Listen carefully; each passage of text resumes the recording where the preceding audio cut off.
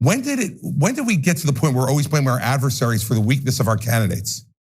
Oh, it's the Democrats' fault. It's DOJ's fault. It's this person's fault. It's the media's fault. How about it's his? He hasn't won a damn thing since 2016. Three-time loser. 2018, we lost the House. 2020, we lost the White House. We lost the United States Senate a couple of weeks later in 2021. And in 2022, we lost 2 more governorships, another Senate seat, and barely took the House of Representatives when Joe Biden had the most incompetent first 2 years I've ever seen in my life. Loser, loser, loser. Now we're getting going, it'll be different this time. Why? Why will it be different this time? Those arguments need to be made, and I'm not afraid to make them for 2 reasons. 1, I'm not afraid of him, and 2, it's the truth. I think there's a case to be made that that was the best part of Chris Christie's town hall. But I will add a caveat, and the caveat is that it would be the best in a reasonable world. Or not even just a reasonable world, but a reasonable Republican electorate.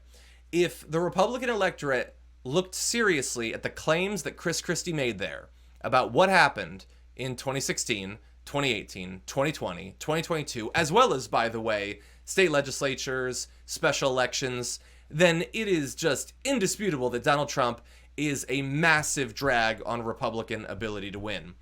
And I think the reason that this is probably still the best part of Chris Christie's town hall is, if you are going to shake people's confidence in Donald Trump, then pitching him as someone who is going to severely and materially hurt Republican chances to accomplish their goals, then that probably is all you have. It won't necessarily work because, again, we don't live in that reasonable world, but you have to point this out. And it provided Chris Christie a chance to say that he's not scared of Donald Trump, which might or might not be true. We will see as this thing goes.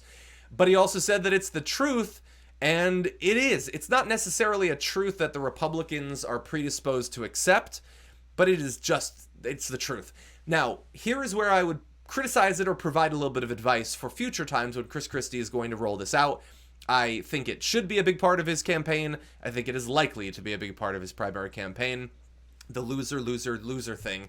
There have been attempts, including by Cenk in the run-up to the 2016 election, to get people to accept that he's a loser. But bear in mind that all of that came before multiple elections, where it was clear that his candidates were a major drag on things, that he was a major drag on things. The way that I think that it could be a little bit stronger is, in theory, if he wanted to name names, but I don't think that he's ready to do that. He's ready to name Trump's name, but is he ready to talk about the debacle of Herschel Walker, or Dr. Oz, or Mastriano, or Kerry Lake, or God only knows how many other weirdos and crazies and grifters and conspiracy theorists Donald Trump has not only endorsed, but has brought into the fold?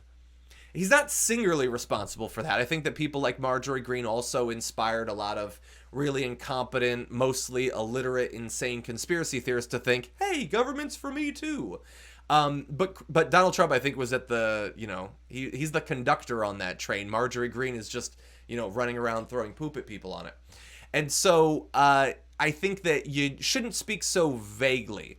If he were to generate some numbers, like, here is the Senate advantage that we could have if not for Donald Trump, and just hammer in, we'd be at 57-43, but we're not because of Donald Trump.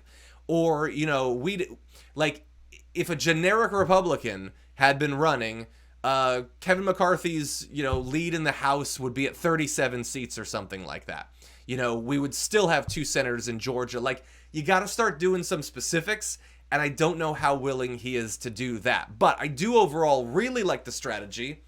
I also think, by the way, if these other candidates were serious, if they were actually trying to beat Donald Trump, they would be using this same strategy. You're hearing a little bit of it from Ron DeSantis. We'll see how serious he is. But it's a good strategy, good of Chris Christie to make it a big part of this town hall.